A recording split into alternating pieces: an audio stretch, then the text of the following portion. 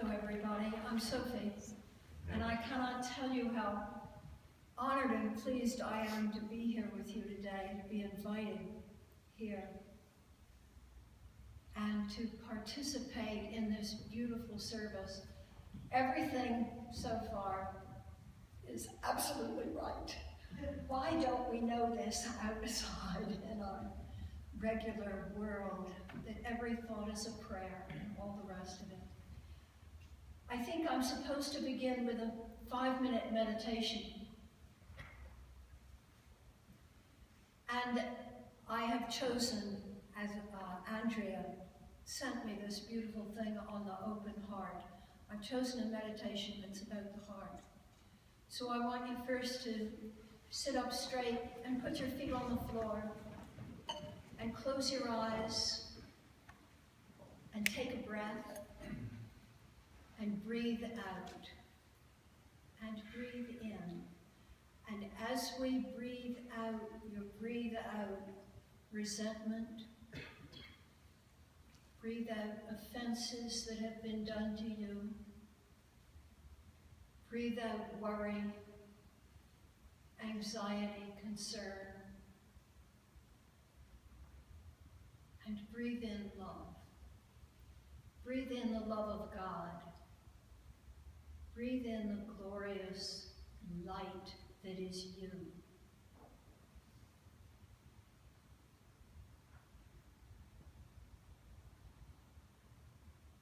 And now put your attention on your heart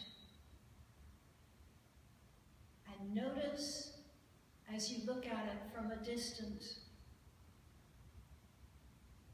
that there is a tiny light in the middle of this base of your heart. A tiny, bright, shining white light. And as you approach it, it gets larger. Perhaps you're already inside your heart, in which case you're not approaching it, but then you're watching it expand, larger and larger in your body, in your chest, until it becomes the size of a yellow rose, just a bud. And then the leaves of the rose opening with light, opening with yellow, gold, white, and filling your entire chest.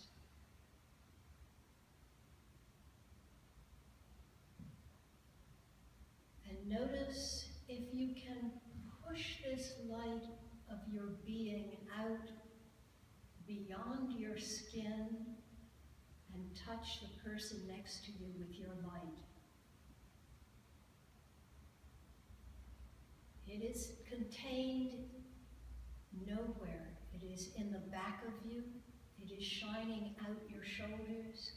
It is shining out the top of your head, out the front of your heart, filling your entire upper body and extending outward, reaching outward to touch all the people in the pew next to you and in the pew before you and in the pew behind you,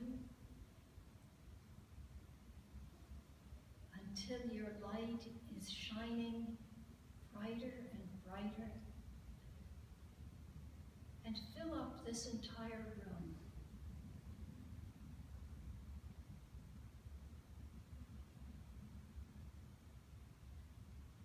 May you be forgiven of all offenses that you have committed knowingly and unknowingly by thought, word, and deed.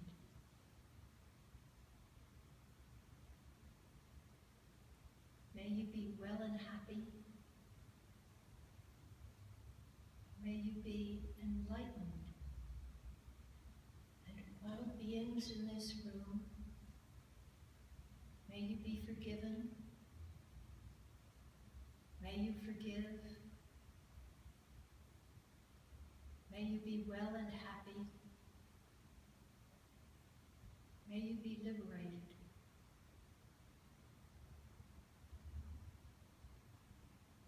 with the power and unity of this congregation, you can send your light out now around the entire city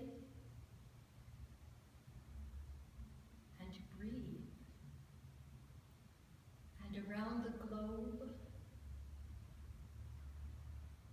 and wherever your light touches, there is peace.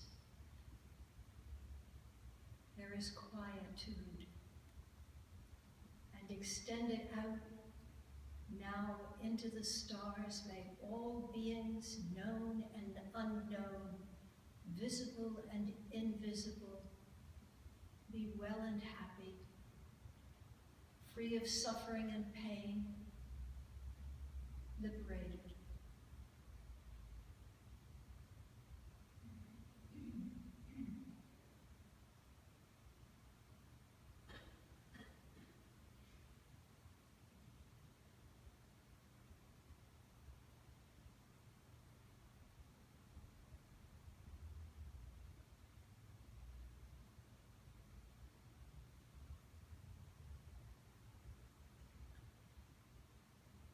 Andrea wrote me that to live with an open heart is to remember that the essence of our true self is love.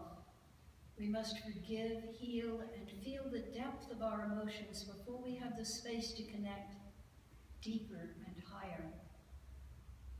The open heart space is where we reflect divine love and light for each other.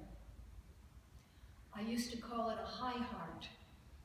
I used to call it not an open heart because I didn't know those words.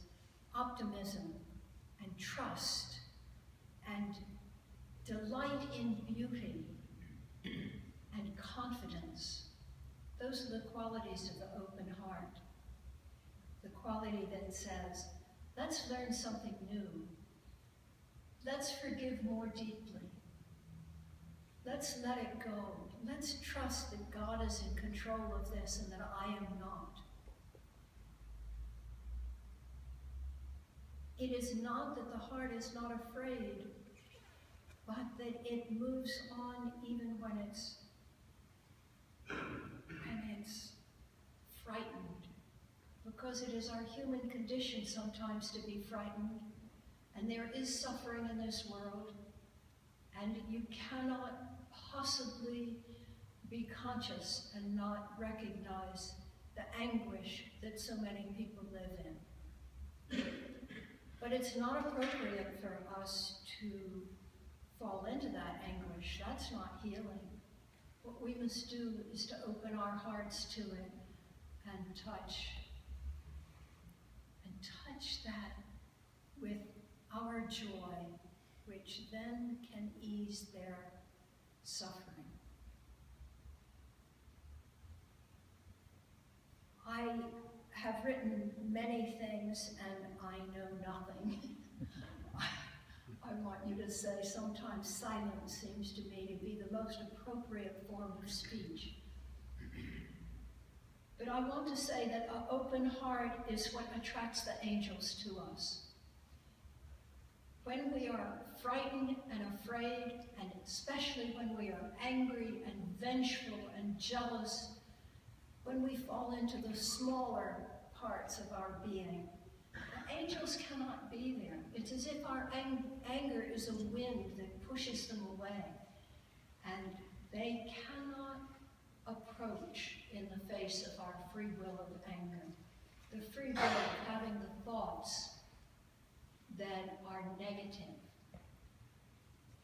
Angels don't have anger. They can only speak words of peace and love. And therefore, the more in peace and love that we are, the more open-hearted, the more high-hearted we are, the more they can come down to bring us the desires of our heart. It sounds absurd to say that the desires of our hearts are always answered, but indeed they are. And the trick is, they come not when you are longing for the thing, but they come afterwards when you're not thinking about it. And then you remember, oh, I remember wanting this. It was 10 is, it's been given to me. And this happens to us all the time. Now, I'm an old woman, and I can tell you that high-heartedness, or the open heart, is the most important thing that we can have. If you have that, you listen to your intuition. The body does not lie. I'm in the process of selling my apartment and buying a smaller, downsizing, a smaller, cheaper, less impressive place. And I don't know why I'm doing this, but the intuition came to me over the last year. I need a new apartment. I have to sell my apartment and find something else. So a few months ago, I found a very beautiful apartment just in the same neighborhood with terraces looking out over the valley and trees and the sunset. And I put an offer on it, and I was immediately struck with a sense of incredible anxiety.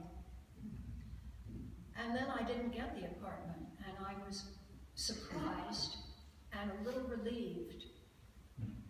Now recently, and that means 2 days ago, I put an offer on another apartment in the same building that I'm in, and I've just gotten it, and there is no sense of anxiety at all. I know absolutely this is correct. This is the right place. I don't know why, because intuition does not tell you that. The Holy Spirit comes and tells you what, but it will not tell you why. And later on, I may discover why, or I might not. But that's part of this open heart and trust. There's no reason for me to sell my apartment and get another one, but I absolutely trust that the universe is telling me what to do. The other thing that happens with an open heart is creativity. And the more creative you are, the more open you are to everything that is happening, including the suffering. We must be open to the suffering. You don't take it on, but you recognize that it is part of our journey, and it will be here for all the rest of eternity, because that's what happens when we come onto this plane of existence and take on a human body or an animal body and become material, physical. There is pain and suffering. There is pain and suffering in being born, and pain and suffering in dying, and pain and suffering in between. But with an open heart, with a loving heart, it's not only tolerable, but it becomes perfect. Now, I don't have time to tell you why it's perfect, but I will just tell you that I know that if I had the chance of changing anything, I would not remove the suffering from this world, because that is where I learn. And that's where I learn, among other things, compassion and unity with others, and a desire to reach out and help not only other humans, but the animals. This was a beautiful prayer about the animals. And when I leave you all, I'm going to go out to the stable and pet my horse, and she will heal me.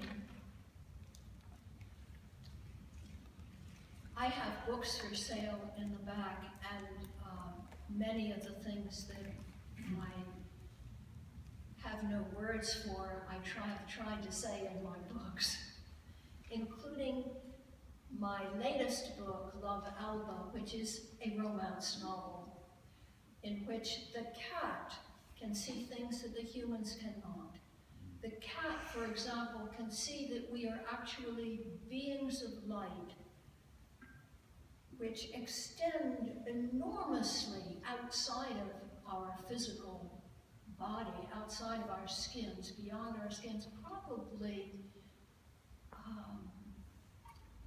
certainly 6 feet. I have seen it for 6 or 8 feet, maybe as much as 9 or 10 feet. We walk around inside of a shell of light. We don't know this. Most people don't see the light, but I will offer to you one last thing and then I'll close.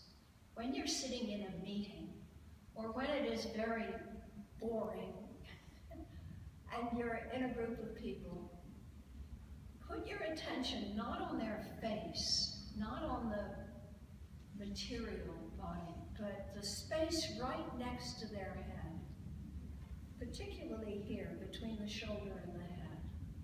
And look not at the person, but look at that. And you will see the light that they're walking around in. And if you don't see it, look wider, look out farther, because it extends much farther than you think. At first you might be able to see it like a shadow, like a mirage, about this 2 inches. And look with unfocused eyes, look with the heart, look with the open heart of love, and you will see it flaring. And when you do, you cannot believe that this person you dislike is anything but a spiritual being, and it will wipe out all sense of offense or anguish or dislike of that person, because we're all merely expressions of the divine walking around in shells of light.